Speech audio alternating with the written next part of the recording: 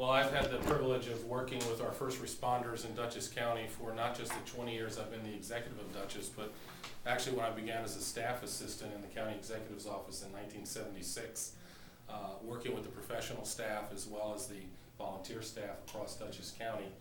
And during those years, we've worked with them in many different what we call events or incidents, from snowstorms, shear wind storms, hurricanes, and other types of natural disasters.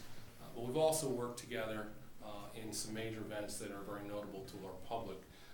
Being part of the process and the response at 9/11/01 certainly was a notable centerpiece of my service as executive.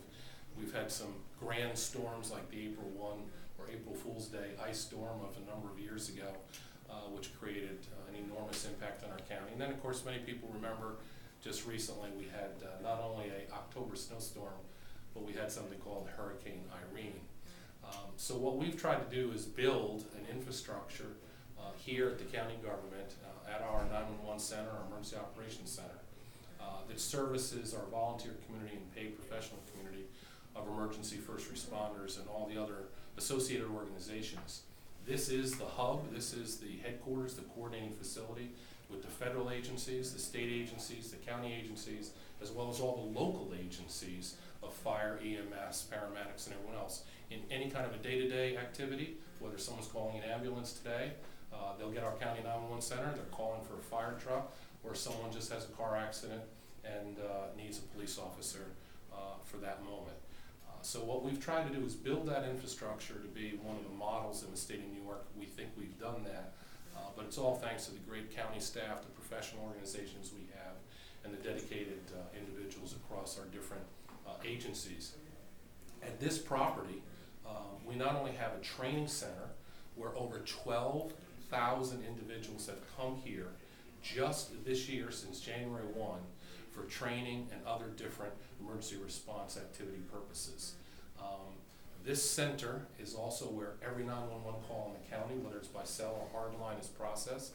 And then this is our emergency operations center where the executive of the county would sit with the sheriff's staff, the state police, State Department of Transportation, County Highway, Red Cross, representatives of hospitals, our county agencies, social services, Office for the Aging, and all the other different support organizations during an event or some kind of a crisis.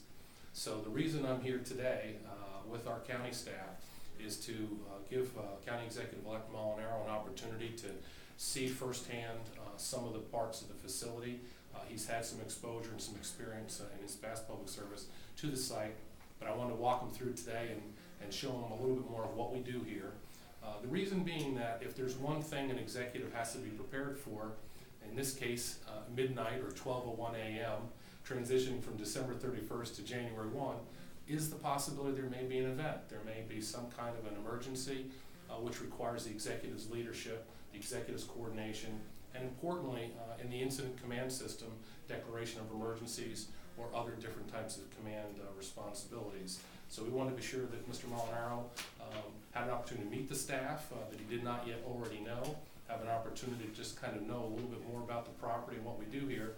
And then I know after January 1, he'll take the opportunity to more intensely work with the staff here and gradually gear himself up. And for me, it's a learning experience each and every time I'm here. And I know one of the things that I've always tried to recognize is that particularly during events, our media organizations in our county are critically important, because if we can't get our information out, our message out, get our storyline out to the masses of our county, then our job is more difficult, and we put people's lives at risk. So we rely on you, we depend on you, we're grateful for your work and in getting that information out.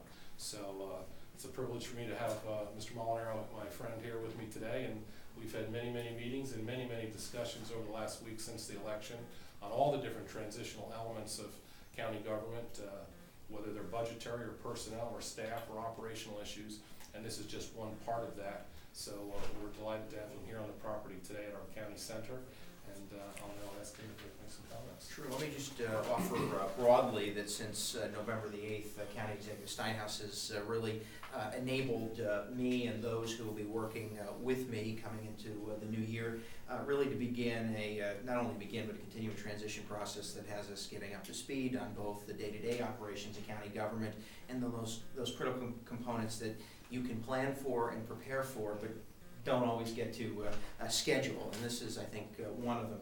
Having served 5 years in the state assembly, I can assure the citizens of this county, but I reassured the county executive that the state leadership sees Dutchess County as a model when it comes to emergency response. Both the infrastructure that's been developed under the county executive's leadership in partnership with community leaders and emergency responders has really been a model and a leader statewide. And the state government many times turns to this county for direction, and as was witnessed in the last storm, Hurricane Irene, very practical and logistical assistance, wherein this center becomes as much and became as much the state's response to that incident as it was ours.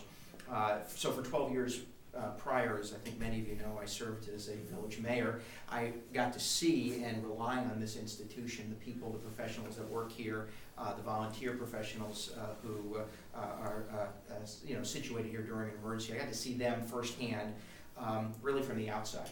So today broadly provided me an opportunity to see it from the inside, face to face, how this county responds and its individuals respond to emergencies, incidents, and prepares for those larger events, if you will, where multiple agencies, both governmental and private, need to come together to respond. So this is an important part, and I think perhaps the most critical part of what county government offers, and certainly for me, especially since we've talked about this sort of generically, my first day in office will be a Sunday, January 1st.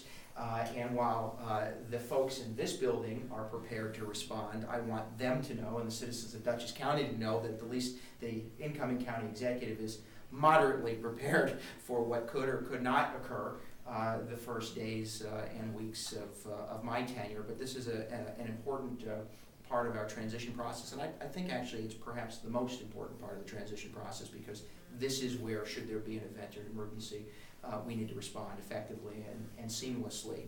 And to that end, the county executive, his staff, and his administration has made sure that our transition has been seamless. And moving forward, I think we'll be as prepared as the new guy in the block can be.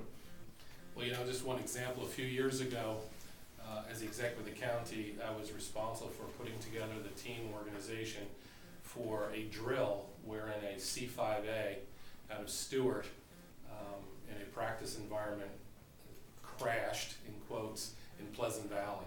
And we spent weeks and weeks and weeks preparing for that event, to do that drill and do that practice. And those are the kinds of events that you hope never happen, but you have to be prepared that they could. As we all know, C5As fly over Dutchess County. It could happen. And because the professional organizations we have and the volunteer organizations of first responders, we know we're equipped as best we can for those kinds of events. And I just want to be sure that Mr. Molinaro and he and his organization going forward are tightly knitted together, so that if we ever have an incident like that, that he's comfortable and confident, and I know he will be, with the staff that surround him to make the kinds of leadership decisions that he'll have to make. Appreciate it.